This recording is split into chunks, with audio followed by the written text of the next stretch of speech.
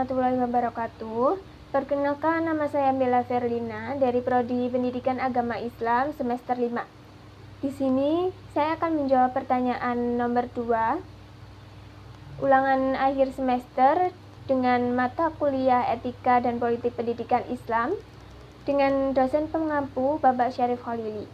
Pertanyaannya yaitu, Jepang telah menerapkan kebijakan politik pendidikan yang radikal selama masa pendudukannya di Nusantara yang hanya 3,5 tahun.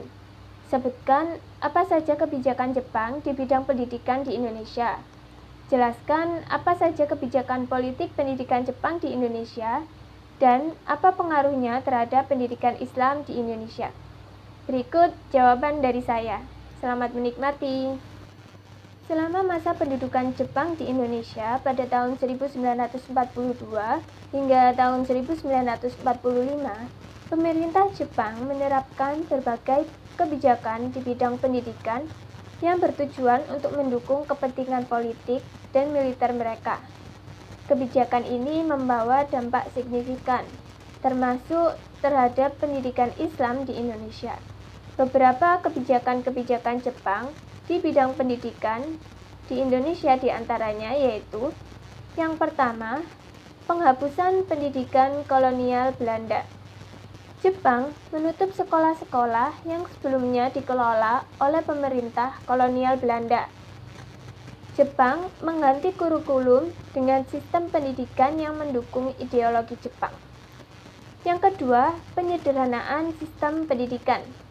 Jepang menyusun ulang sistem pendidikan dengan mengurangi jenjang dan tingkatan pendidikan. Pendidikan dasar diberikan dalam waktu lebih singkat selama 6 tahun. Pendidikan dasar sendiri diberi perhatian lebih, sementara pendidikan menengah dan tinggi sangat dibatasi. Yang ketiga, yaitu penggunaan bahasa Indonesia sebagai pengantar. Jepang melarang penggunaan bahasa Belanda dalam pendidikan dan menggantikannya dengan bahasa Indonesia yang bertujuan untuk mendapatkan dukungan rakyat dan menanamkan semangat nasionalisme pro-Jepang. Materi ajar dan aktivitas pendidikan diawasi untuk memastikan tidak ada unsur yang berlawanan dengan kepentingan Jepang. Yang keempat, ada indoktrinasi ideologi Jepang.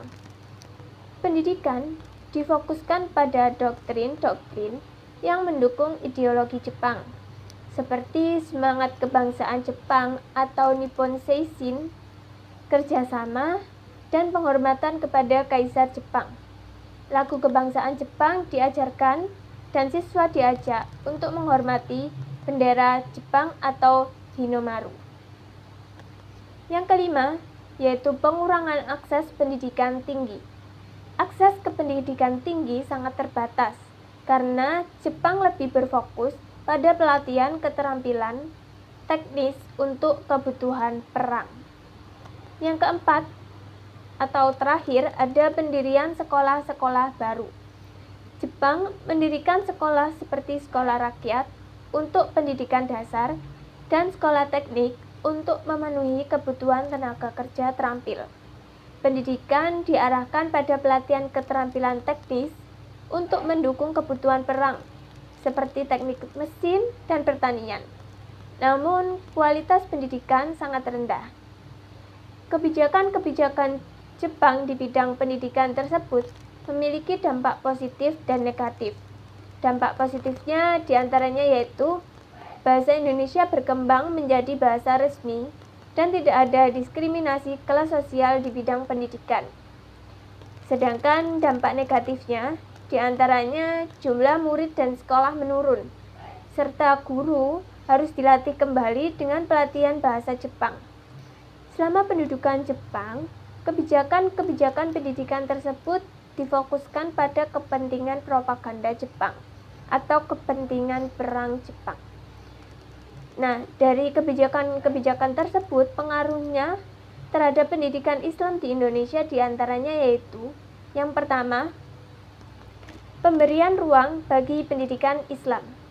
Berbeda dengan Belanda yang cenderung membatasi perkembangan pendidikan Islam, Jepang justru memberikan ruang lebih besar bagi sekolah-sekolah Islam seperti pesantren dan madrasah. Ini dilakukan untuk mendapatkan dukungan umat Islam sebagai kelompok mayoritas. Kemudian yang kedua ada pengembangan pendidikan Islam melalui ormas Islam. Organisasi Islam seperti Muhammadiyah dan Nahdlatul Ulama atau NU mendapatkan kesempatan lebih besar untuk mengelola pendidikan Islam. Jepang bahkan membantu organisasi seperti Masyumi untuk merangkul tokoh-tokoh Islam.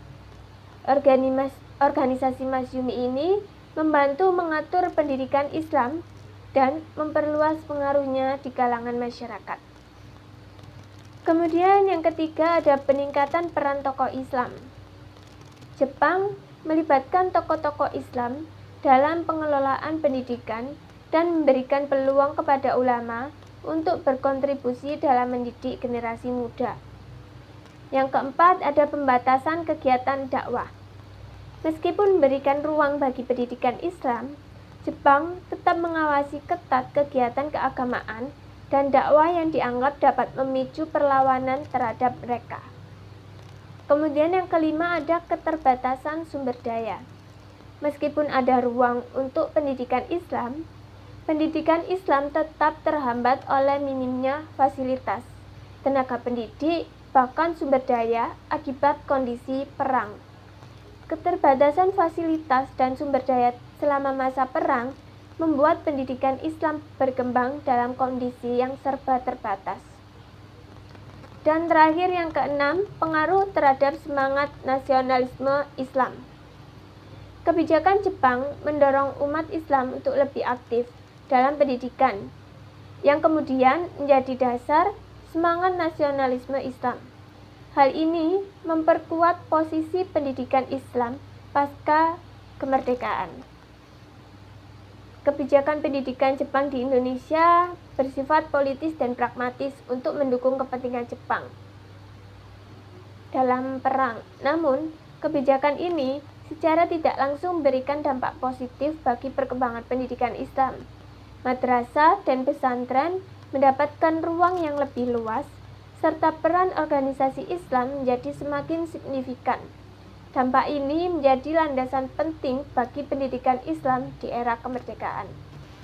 Demikian yang dapat saya sampaikan. Terima kasih atas perhatiannya. Kurang lebihnya mohon maaf. Wassalamualaikum warahmatullahi wabarakatuh.